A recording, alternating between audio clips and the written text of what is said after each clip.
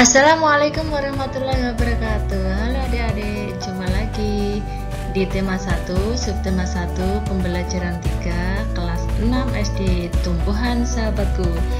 Kita melanjutkan pembelajaran yang kedua ya. Adik-adik sudah siap? Sekarang kita saksikan selanjutnya.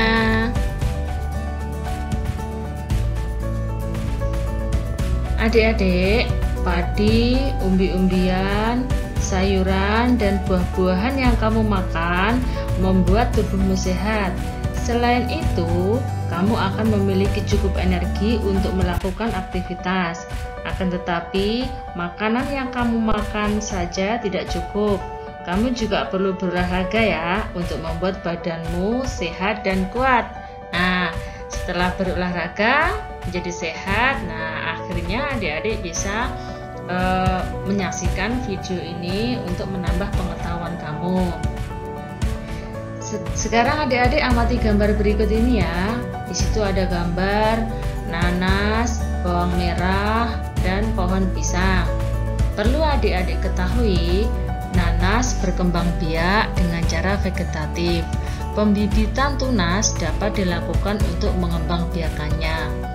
Sedangkan bawang merah memiliki bentuk berlapis, yang di tengahnya akan tumbuh tunas. Umbi lapis terdiri atas daun yang tumbuh melapisi batang dan membengkak di dalam tanah. Sekarang perhatikan gambar pohon pisang. Pohon pisang berkembang biak dengan cara membentuk anak pisangan pohon yang disebut dengan tunas. Ayo, siapa yang suka makan buah pisang? Oh, tentunya semua suka ya makan buah pisang. Adik-adik, selain itu nama-nama perkembangbiakan tumbuhan secara vegetatif adalah akar tinggal atau rizoma. Terjadi pada perkembangbiakan tanaman kunyit, jahe, kencur, temulawak, lengkuas. Kalau dalam bahasa Jawa sering disebut dengan istilah pon-pon. Tunas adventif pada daun terjadi pada perkembangbiakan tanaman cocor bebek. Udah tahu belum adik-adik tanaman cocor bebek? Nanti bisa dicari ya di sekitar rumahnya. Tunas adventif pada akar terjadi pada perkembangbiakan tanaman sukun dan kesemak. Umbi batang terjadi pada perkembangbiakan tanaman kentang dan ketela rambat.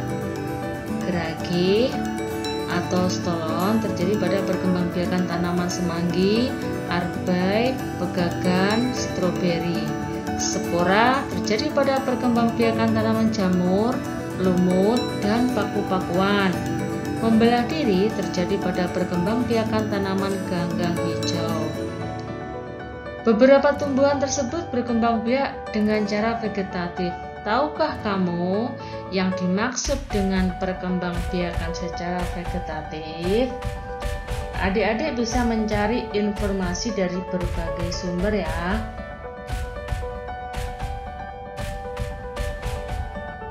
Nah, untuk mengasah kemampuan adik-adik dalam menyerap pelajaran yang baru saja adik-adik pelajari, perhatikan lingkungan di sekolahmu atau di rumahmu ya. Catatlah informasi tentang tanaman yang berkembang biak secara vegetatif. Adik-adik bisa menuliskannya pada kolom seperti yang ada pada layar, mulai dari menyebutkan nama tanaman, cara berkembang biak, dan memberikan keterangannya. Silahkan dicoba ya.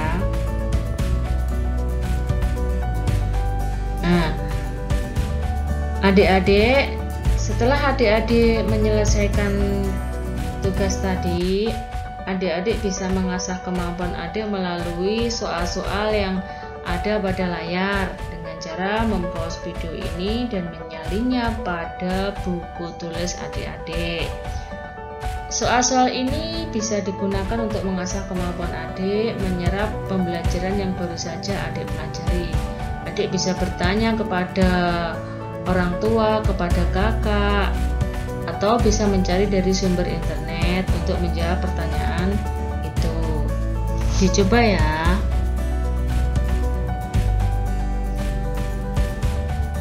Coba sekarang adik-adik perhatikan gambar pemandangan yang ada di layar ini. Adik-adik bisa mempause videonya untuk membaca bacaan yang berjudul Tumbuhan Sumber Kehidupan. Di situ ada beberapa paragraf. Ada 1, 2, 3, 4, 5, ada 5 paragraf ya. Nah, untuk bisa mencari informasi dan ide pokok dalam bacaan tersebut, adik-adik harus membaca bacaan itu secara berulang-ulang dan memahami isi setiap paragraf, sehingga nanti adik-adik bisa menyerap informasi dan menemukan ide pokok dalam bacaan tersebut. Nah, setelah adik-adik membaca, adik-adik silakan berlatih untuk mengisi diagram di bawah ini berdasarkan informasi dan ide pokok dalam bacaan tadi ya. Dibuat paragraf 1, paragraf 2, 3, 4 sampai 5 paragraf. Nah, adik-adik bisa memasukkannya, membuatnya di buku tulis seperti yang ada pada gambar.